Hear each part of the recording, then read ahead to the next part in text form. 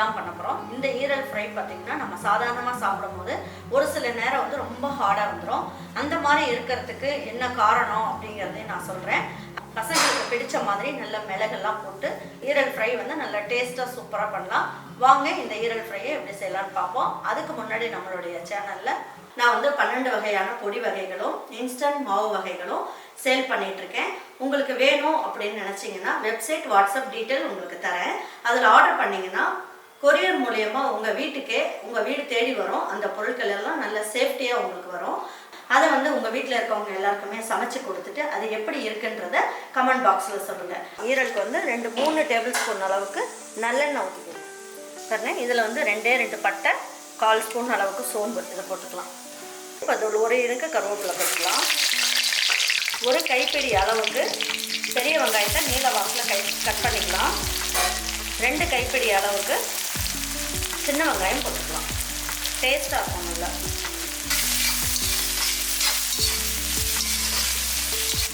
இதில் 1/4 சிட்டிகை அளவுக்கு மஞ்சள் தூள், இந்த ஈரலுக்கு தேவையான அளவுக்கு உப்பு,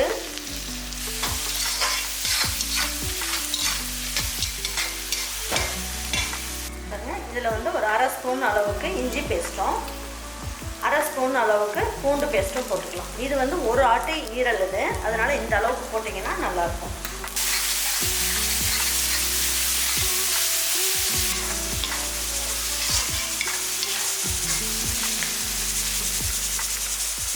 இதில் 3 தக்காளி கட் பண்ணி வச்சுருக்கேன், இதையும் போட்டுக்கலாம்.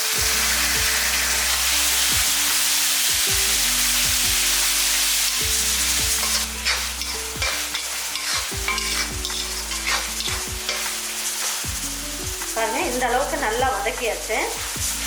பாருங்க, இது வந்து ஒரு ஆட்டு ஈரல். இது ஈரல் கல்லீரல் ரெண்டுமே சேர்ந்துருக்கு.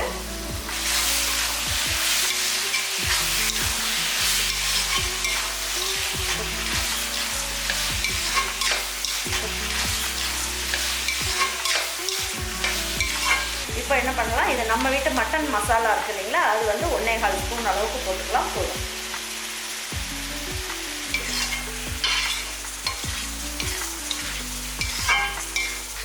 நல்லா வதக்கிட்டோம்னா இதில் உப்பு காரம் எல்லாமே நல்லா பிடிச்சிரும்.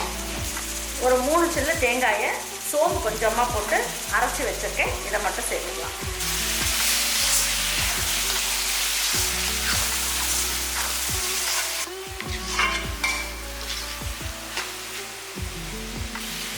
நல்லா இந்த மாதிரி வதக்கியாச்சு. இப்போ இது வேகிறதுக்கு தேவையான அளவுக்கு தண்ணி ஊற்றிடலாம்.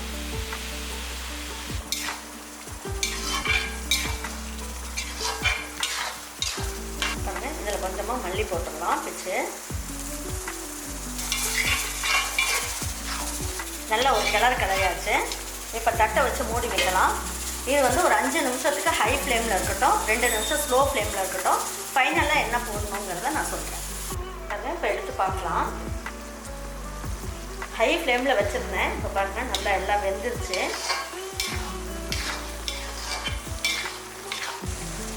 இதில் வந்து ஒரு 1/4 ஸ்பூன் அளவுக்கு மிளகுத்தூள் போடலாம். மிளகுத்தூள் போட்டு ஈரல் வறுவல் செஞ்சால் சும்மா அட்டகாசமாக சூப்பராக இருக்கும். கிளறி விட்டுட்டு என்ன பண்ணலாம், தட்டை வச்சு மூடி வைக்கலாம். வச்சுட்டு ஒரு 5 நிமிஷம் வந்து ஸ்லோ ஃப்ளேமில் வச்சிடலாம். பாருங்கள், இப்போ எடுத்து பார்க்கலாம். கொஞ்சமாக மல்லி இலையை தூவி விட்டுடலாம். நல்லா மிளகெல்லாம் போட்டிருக்கிறதுனால நல்ல வாசனையாக சூப்பராக இருக்குது. ஈரலும் பாருங்கள் நல்லா வெந்துருச்சு. இப்போ எடுத்து காட்டுறேன். நல்லா வெந்துருச்சு, மாவு மாதிரி நல்லா வெந்துருச்சு. வாங்க இப்போ இதை எடுத்து வச்சு பரிமாறிக்கலாம்.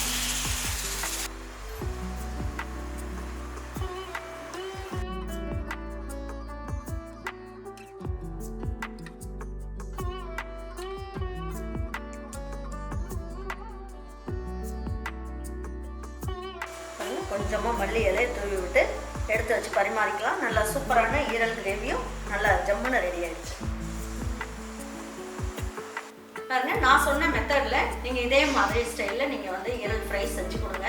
நல்லா மிளகெல்லாம் போட்டு செய்யறதுனால ரொம்ப நல்லாயிருக்கும். நான் சொன்ன மாதிரி நீங்கள் செஞ்சீங்கன்னா ஈரல் வந்து நல்லா மெத்துன்னு இருக்கும்.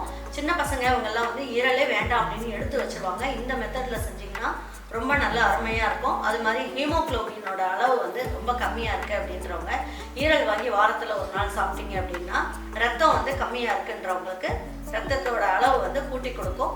நீங்கள் இதே மாதிரி மெத்தடில் செய்யுங்க. செஞ்சு கொடுத்துட்டு அவங்களுக்குலாம் பிடிச்சிருந்ததுன்னா லைக் பண்ணுங்கள், ஷேர் பண்ணுங்கள், சப்ஸ்கிரைப் பண்ணுங்கள், மறந்துடாமல் கமெண்ட்ஸ் பண்ணுங்கள்.